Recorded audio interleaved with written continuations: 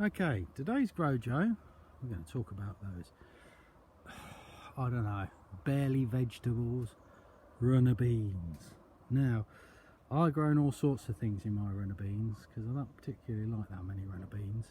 So some of these are Bertolli beans, and I'll pan round so you can see a Bertolli bean. There, look at the colour of the flower, totally different. A few more. And Bertollis are raised for their dry beans, but you can eat the pods as well. I also seem to have sprung up with something with a variegated bean, not as prolific, and I think that's another Bertolli, but you can see by the colour of the leaves it's sort of this mottled greeny colour. I suppose it's quite attractive, but not really what I want, so I won't be propagating from that seed. And then you may see some of the things amongst the weeds because I've been on holiday. There, I'll put some sweet peas in as well, one or two. They're going to be a bit late this year, but never mind.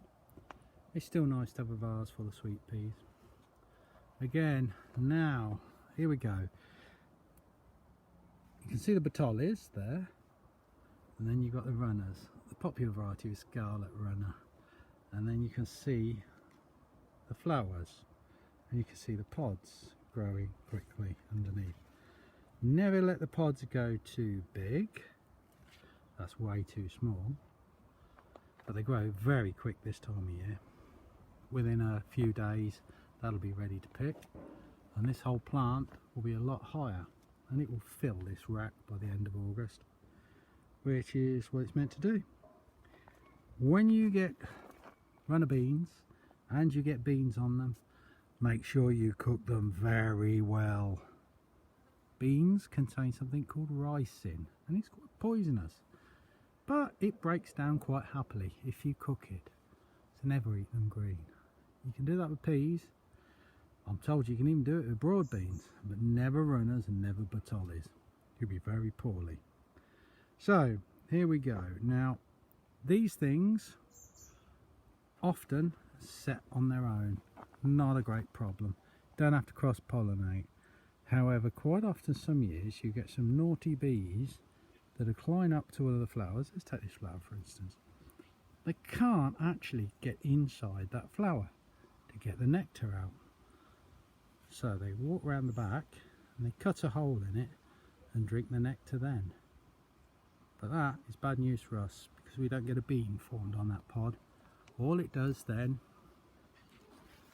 there we go, you can see even better. It's quite hard for a bumblebee to get into a flower like that, so they tend to cut it out and eat the back off the flower. Well, we don't get any beans set because it's not pollinated, so that again is a little bit of a shame. Another thing about broad beans is because they are of the legume family, the bean and pea family, they fix nitrogen at the roots.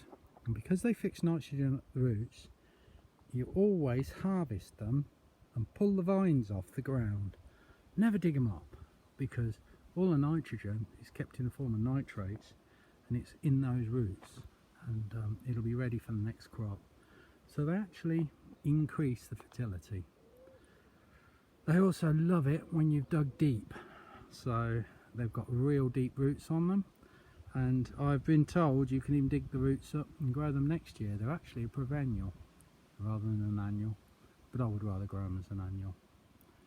If it weren't for she who must be a maid, I don't think I'd grow them at all. But the seeds look nice and the flowers look nice, so they're not all bad. And plus it's a very traditional thing.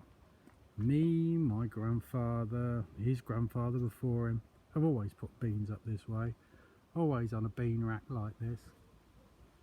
And it's a way just to grow plenty of beans, and your sticks will stay for a couple of years. Take them down each winter, put them back up again. It's almost a tradition. Anyway, it's Vince here on today's Grow Joe, signing out. So if you need to see my allotment, turn left at the rhubarb and I'll be there. Bye for now.